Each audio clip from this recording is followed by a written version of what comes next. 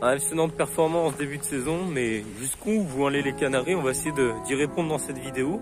L'Europe, la Coupe de France, on va reparler de tout ça, les bonnes performances aussi individuelles, tout en passant par Antoine Comboiré et quelques stats plutôt croustillantes.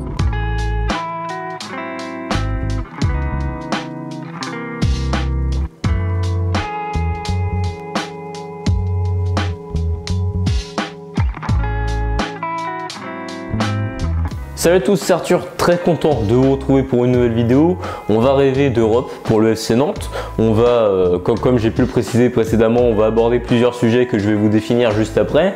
Pour le moment, on va faire un petit récapitulatif de la saison surprenante du FC Nantes, surprenante quand on sait que les Canaries étaient barragistes 18e la saison dernière, on est passé par Domenech et tout ce que tu veux, donc une saison de merde la saison dernière, ce qui peut aussi expliquer la saison difficile qu'on a vécue, ce qui peut aussi expliquer les bonnes performances qu'on voit cette année sur le terrain.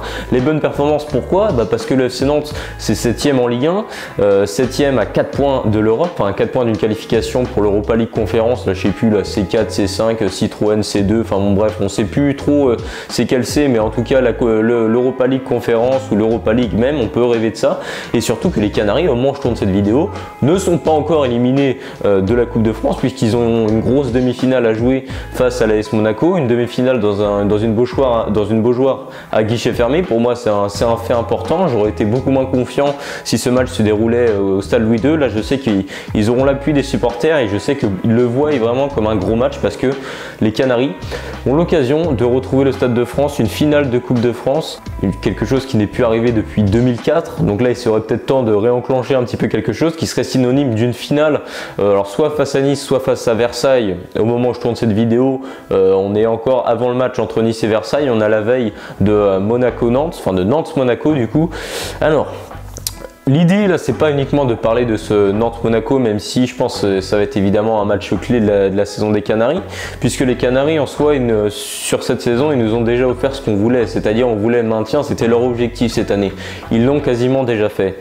Donc ça c'est pour la partie championnat, mais en plus de ça ils ont l'occasion de nous faire rêver en offrant au peuple canari l'Europe. Alors pour revenir sur la bonne saison des Nantais, on va aborder 3 sujets principaux. Le premier c'est la défense, parce qu'on a une grosse défense cette année. Je vais pouvoir vous donner quelques chiffres qui me semblent plutôt assez éloquents.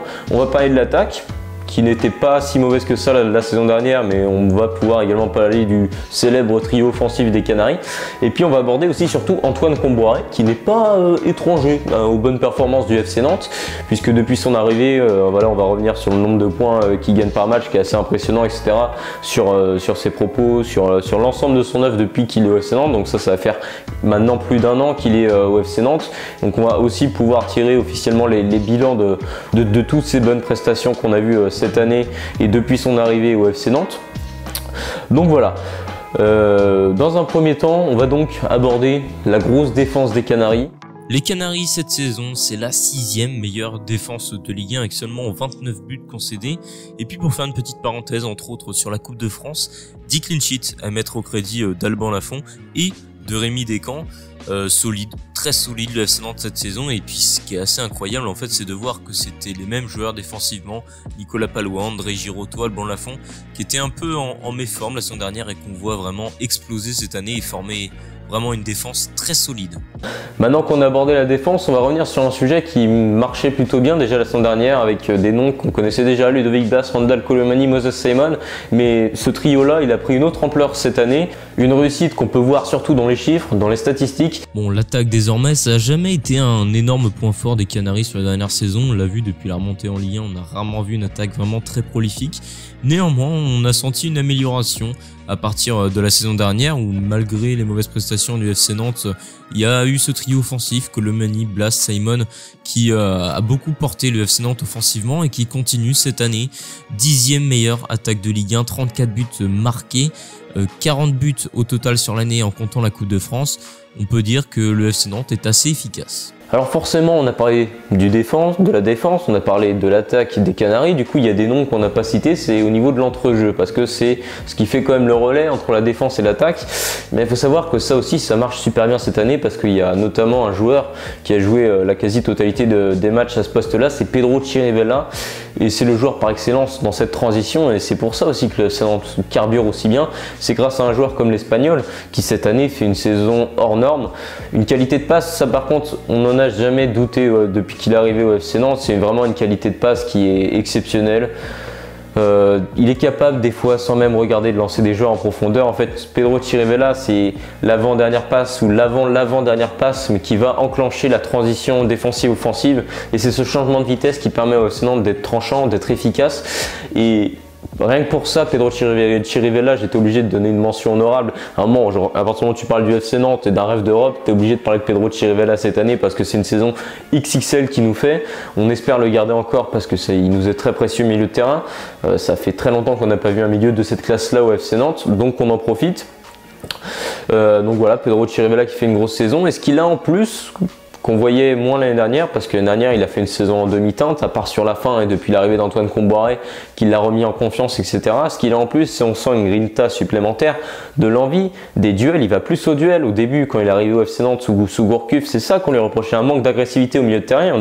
On avait concédé des buts aussi dont il était responsable, je pense notamment au but de Sofiane Diop, justement face à l'AS Monaco, c'était au Stade Louis II en début de saison dernière, où il y a un énorme manque d'agressivité au milieu de terrain et ça fait la différence, parce que tout de suite, le FC Nantes était beaucoup moins compact et à partir du moment où tu as des récupérations hautes, où tu as un milieu qui prend le dessus en termes d'agressivité sur un autre milieu, et ben tu as des ballons qui sont récupérés plus haut par l'équipe adverse et ça met tout de suite en difficulté ta défense. Et là-dessus, Pedro Chirivella, il a progressé, c'est-à-dire qu'il a augmenté l'ensemble de ses compétences, disons qu'il est beaucoup plus complet, en plus d'une qualité de passe qui est exceptionnelle, ce qui fait de lui aujourd'hui un top milieu en Ligue 1 et je pèse vraiment mes mots, ça fait vraiment de lui un top milieu dans ce championnat qu'est la Ligue 1. Pour conclure, on va forcément terminer par une énorme satisfaction depuis plus d'un an.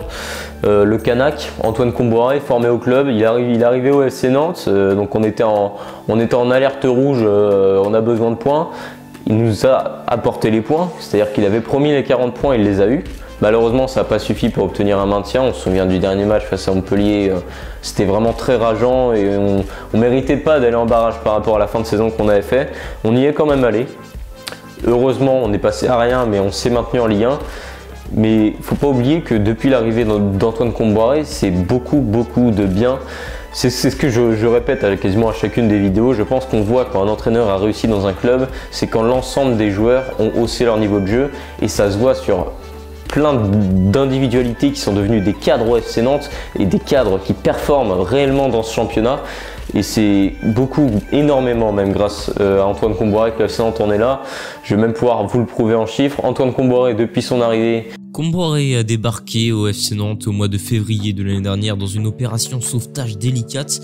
Depuis, c'est 46 matchs, c'est 1,5 points par match, ce qui est vachement intéressant par rapport aux autres entraîneurs. 48% de victoire, ça c'est assez incroyable, le FC Nantes gagne quasiment un match sur deux. Et on sent surtout que c'est un travailleur, quand on voit notamment ne serait-ce que les vidéos du club, avec les entraînements des joueurs pros, on sent qu'il y a des vrais exercices mis en place pour faire progresser les joueurs, ce qu'on ressentait un petit peu moins sous un certain Raymond Domenech.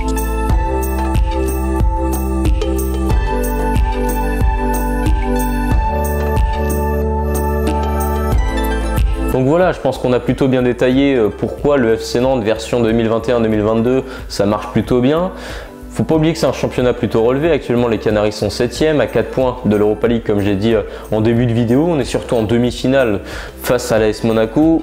Bon, on croit plus en la Coupe de France parce que je pense qu'on a moyen d'aller battre Monaco et après ce sera le rêve du Stade de France. Donc le Stade de France déjà, une fois qu'on sera rendu au Stade de France, la saison de Ligue 1 sera quasiment terminée. Donc déjà, si on bat Monaco, on s'assure une finale. Là, il faut faire le gros match. Après, on se reconcentre sur le championnat. Mais là, ça va être une finale avant la finale. De toute façon, l'équipe qui perd, elle est éliminée. Donc il n'y a pas le choix. Il faut gagner. C'est à la Beaujoire, c'est devant les supporters. Donc voilà, on est tous derrière les jaunes et verts pour ce gros match face à l'AS Monaco. On espère une qualification en finale. S'il y a qualification en finale, je reviendrai évidemment vers vous pour célébrer ça avec, je sais pas, il y aura des confettis, des feux d'artifice, je prévois un tonnerre d'applaudissements pour cette équipe qu'est le FC Nantes parce qu'ils auront fait, quoi qu'il arrive, un très beau parcours en Coupe de France. Alors autant aller au bout. On est derrière vous les jaunes. Allez, ciao tout le monde.